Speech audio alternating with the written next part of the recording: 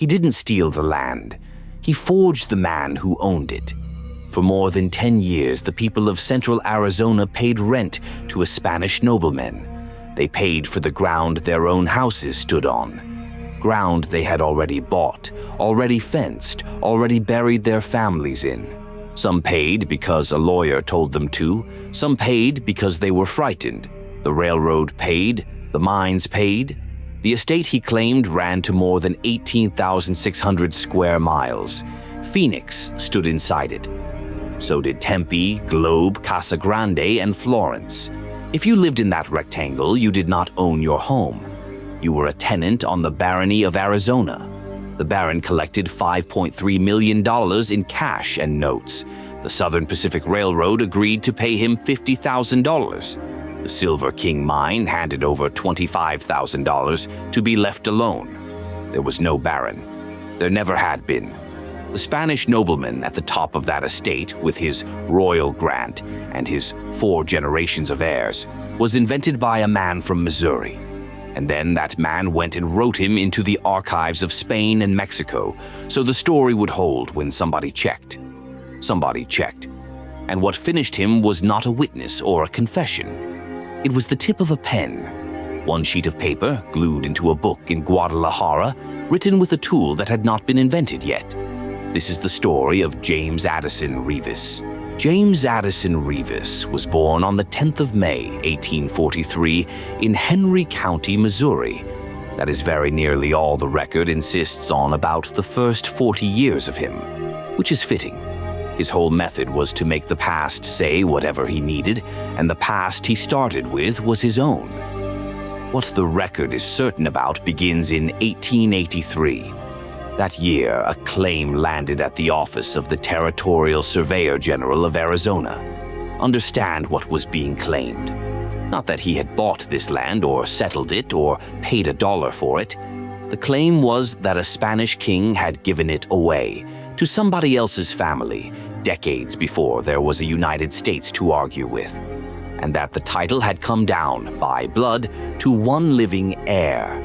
Claims like that were taken seriously enough that the government kept an office to examine them and later built an entire court to rule on them. And they had one weakness, which Reavis found and then lived inside for 12 years. The weakness was this: the proof was never in Arizona. It sat in Spanish and Mexican archives, thousands of miles away, in a language most Arizona officials could not read, in a hand none of them could judge. Nobody in Phoenix was in a position to check. All they could do was look at the papers and ask whether they seemed right. So Reavis brought them papers that seemed right. The man at the top of the claim was called Don Miguel Nemesio Silva de Peralta de la Cordoba. Say it out loud and you can hear the work in it. That name was built. We know exactly what Reavis claimed because he wrote it down himself and filed it with a court. He was, by the king, created Baron de Arizonac. Not Baron of Arizona, which is what the newspapers made of it later. Baron de Arizonac. He was also styled Caballero de los Colorados and a grandee of Spain, and the land came with the title. By order of Fernando VI, on the 20th of December, 1748, the crown was said to have handed Don Miguel a piece of the New World the size of a small country. Hereditary. Passed down the bloodline until it reached the only living heir. None of it happened. No Don Miguel, no barony, no grant, no bloodline. Now look at the estate. On the papers, it measured 78.8307 miles by 236.4921 miles. Read that again. Not roughly 80 miles by 240. 78.0307. 4 decimal places on a survey nobody could ever produce. That is not carelessness. That is a forger who worked out that precision is the cheapest way there is to buy belief. A round number invites an argument. A figure carried to the 10,000th of a mile dares you to say otherwise. More than 18,600 square miles. Phoenix, Tempe, Globe, Casa Grande, Florence. It ran east until it nearly touched Silver City, New Mexico, and every person inside that line on the day the claim was filed had just been turned into a trespasser. Here is where Reavis showed he was better at this than the ordinary swindler. A common forger with a false deed goes to court, sues for the property, and wins or loses. Reavis did something slower and far cleverer. He mostly did not sue anybody at all. He let the claim sit there, filed, pending, unresolved, and he let it work on people. Think about what that piece of paper did to a farmer in Florence. He had built his house. He had planted his fields. Then he opens a newspaper and reads that his title may be worthless, that a baron holds a Spanish grant older than the country itself, and that the courts may take years. What is that man supposed to do? Bet his family's whole life on the mood of a judge he will never meet? Or pay the baron a fee, take a quitclaim, a document in which he gives up his claim to your patch of ground, and sleep at night. That was the product, not land. Certainty. He was selling people back the peace of mind that he had personally taken from them, and they bought it. Over roughly 12 years, Reavis took in $5.3 million in cash and notes.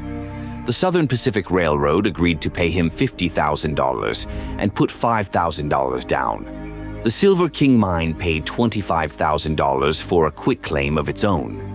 Those were not frightened homesteaders. Those were corporations with lawyers on the payroll.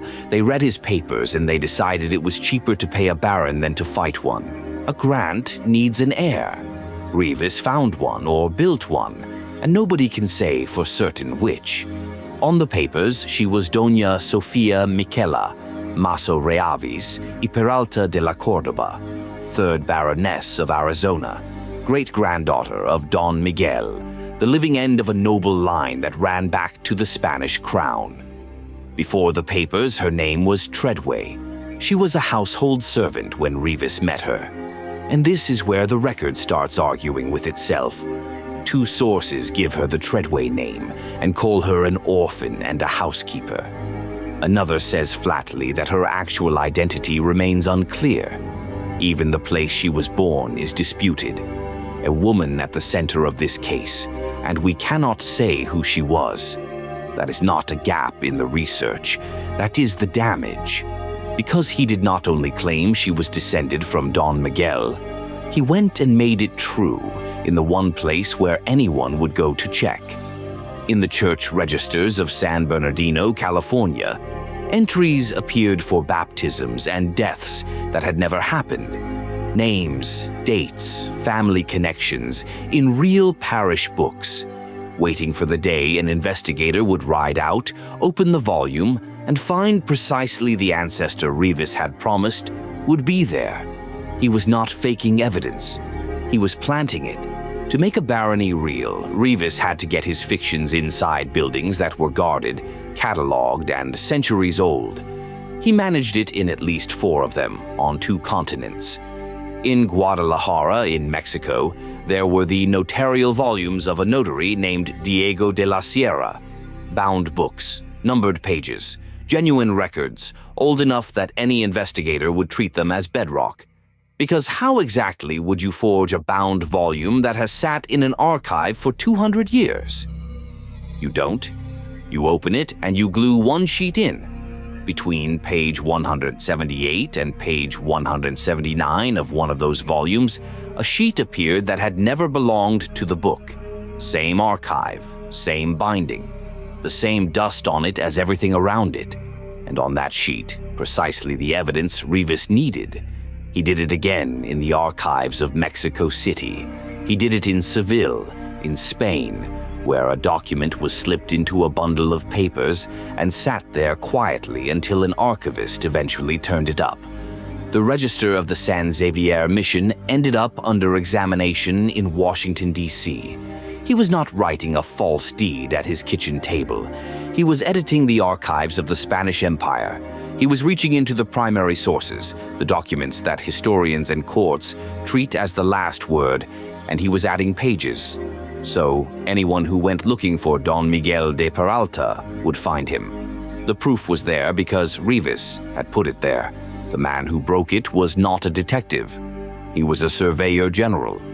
Royal A. Johnson held the office in Arizona that had to rule on the alleged Peralta grant, and he did the one thing nobody before him had done properly. He stopped reading what the documents said and started looking at what they were. Not the story, the object, the ink, the paper, the type. Because a lie can say anything at all, but a physical thing can only ever be what it is. It was made when it was made, with whatever tools existed on the day. He set his findings down in 1889. They went to the printer the year after, 107 pages, under a title that gives away the ending. An adverse report of the Surveyor General of Arizona upon the alleged Peralta grant. A complete expose of its fraudulent character. Here is the sentence at the heart of it. Keep in mind that the document Johnson was examining was supposed to have been written in 1748. Much of the writing on this sheet bears evidence of having been done with a steel pen, which, of course, is impossible if the document was executed at the date it is alleged to have been, as the steel pen made its first appearance in an imperfect condition in 1803. That is the whole case, in one line.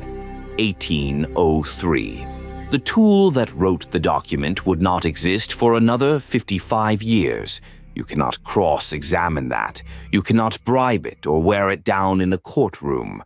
The pen was not there yet. Johnson kept going, and every page made it worse. Take that sheet glued into the notary's volume in Guadalajara. Johnson looked at the genuine entries around it, then at the intruder.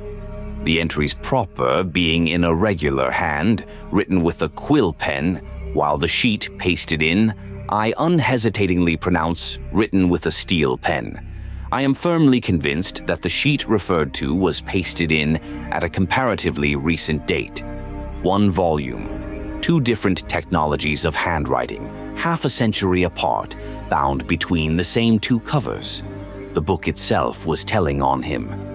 Then the printing.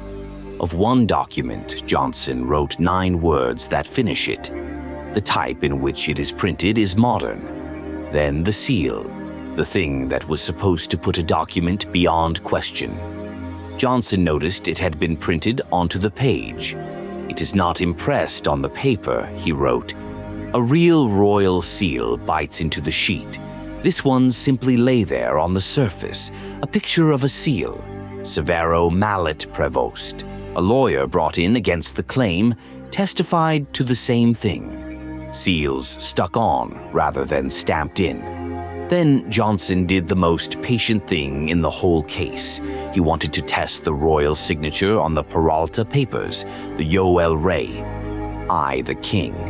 So he went through the Interior Department, the State Department, and the United States Legation in Madrid, and had them send back a tracing of a signature Carlos III had genuinely written in 1759.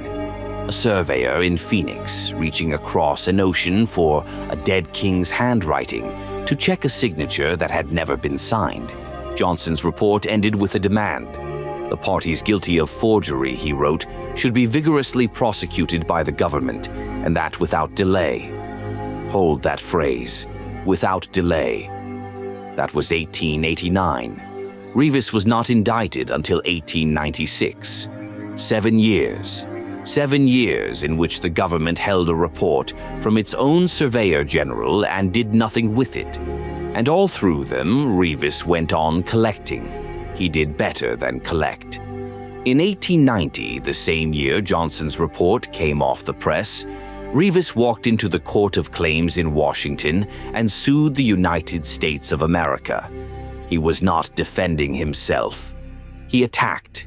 He filed alongside his Baroness and a trustee, Clinton P. Farrell, and asked the American government for millions.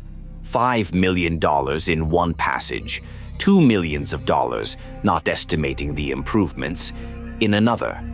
And at the end, in the old legal formula, he prayed judgment against the United States. A man who had invented a Spanish nobleman was demanding that the American Republic pay him damages for failing to respect the invention. And here is the thing he could never hide. He was an American. Clark Churchill, a lawyer for the settlers, read the forged decrees and noticed what nobody else had. They did not sound like a monarchy. They sounded like a republic.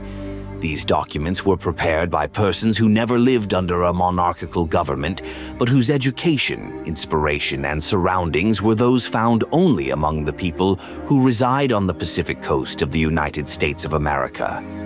He could forge the ink, the paper, the seal, the dust. He could not forge the reflex of a man who had never bowed to a king. What finally moved the case was not the report, but two men who went where the paper came from. William M. Tipton, a handwriting expert made special agent in 1892, proved that genuine Spanish decrees had been altered to manufacture a grant to a Don Miguel Peralta who never existed. And Mallet Prevost caught Reavis in the act, slipping forgeries into the archives. It ended in two separate courtrooms, and it matters that people keep collapsing them into one. The first was civil. On the 3rd of June, 1895, the Court of Private Land Claims sat to decide whether the barony was real. It found the claim wholly fictitious and fraudulent. 6 years earlier, Johnson had called it utterly void. The court had merely caught up. Reavis walked out of that courtroom and was arrested. The second was criminal in 1896. Conspiracy to defraud the United States government. He was convicted. 2 years and a $5,000 fine. Hold that against the ledger. 12 years, $5.3 million, and he did not even serve the 2 years. He went into the penitentiary at Santa Fe in July of 1896 and walked out in April of 1898. About 21 months. On the 27th of November, 1914, Reavis died in Denver, Colorado, 71 years old, with nothing. They buried him in a pauper's grave. Anyone can forge a signature. Reavis forged the archive they would use to check it. For 12 years, the past agreed with him. What took him down was a man in Phoenix who looked at the strokes of the letters and knew that in 1748 that pen did not exist. The file on James Addison Reavis of Henry County, Missouri. Forger. Landlord of more than 18,600 square miles he never owned. Baron de Arizonac of a barony that was never granted to a man who was never born. Case closed.